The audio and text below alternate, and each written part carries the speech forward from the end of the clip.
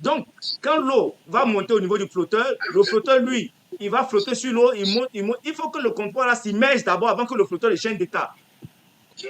Hier, il t'a expliqué ça, ou bien tu n'as pas compris. Si tu n'as pas compris, je vais Il a reprendre. compris, non, il a compris ça. Il a Voilà, compris maintenant, ça. c'est pour Il a dire compris que ça. c'est de là que part les 7 resets. Bon, on sait que le flotteur D'accord. niveau bas là, il va changer d'état dès que l'eau touche son comptoir. Puisqu'on va régler le comptoir D'accord. aussi niveau bas, en bas vers le flotteur là-bas. Donc, quand l'eau va arriver là, va arriver où le flotteur est, le comptoir là, il va changer d'état. Le comptoir, si on n'a pas mémorisé l'information là, la pompe va s'arrêter là. Parce que D'accord. dès que le contact s'ouvre, là, le contact du flotteur s'ouvre, dedans ici, là, le contact NO qu'on a pris ici, là, il détecte un niveau bas NO, là, lui aussi va s'ouvrir. En ce Oui. moment, tu vas voir que la pompe va s'arrêter, la vanne va se fermer. Tu comprends? Voilà pourquoi on a, mémorisé, on a maintenu ces informations-là, on a mémorisé. Maintenant, comme tu D'accord, as fait d'accord. un set, pour l'arrêter, il faut faire un reset. C'est simple. On a fait un set D'accord. pour les mettre en marche. Alors, si on doit les arrêter, on fait un reset. D'accord. Est-ce que tu as compris? Il a compris. Donc ici, quand il y a défaut, la logique dit quoi? Quand il y a défaut sur une machine, il faut arrêter entièrement la machine. Quand il y a défaut. D'accord. Voilà, c'est ça qu'on appelle défaut. Défaut, c'est pour arrêter la machine. Il y a un problème, il faut qu'on corrige le problème d'abord, avant de D'accord. redémarrer. Donc il y a défaut, on arrête tout. Donc ici, là, les deux éléments qui pilotent notre machine, là, La la pompe. vanne électrique et puis la pompe. Si la pompe s'est arrêtée, il faut refermer la vanne. C'est tout à fait normal, non?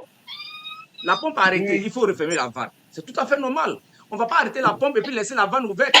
Si la pompe, D'accord. supposons que la pompe a arrêté, que la vanne est ouverte. Si on suppose que l'eau est au niveau haut, quand l'eau est au niveau haut, généralement quand on place les tuyauteries là, l'eau là, quand c'est au niveau haut, souvent ça rentre dans la tuyauterie, ça va aller vers la pompe là-bas. On ne veut pas ça. Voilà pourquoi on met la vanne pour bloquer l'eau. Ou bien si c'est un produit qui est là pour bloquer le produit.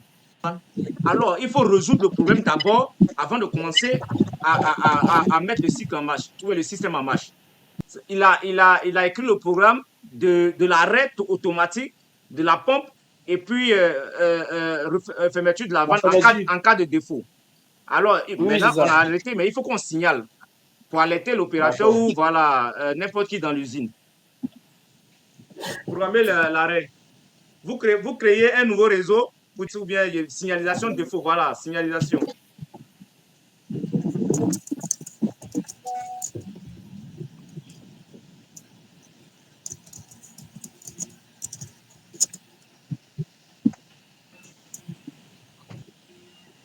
Ok, je revois un peu le cas de charge.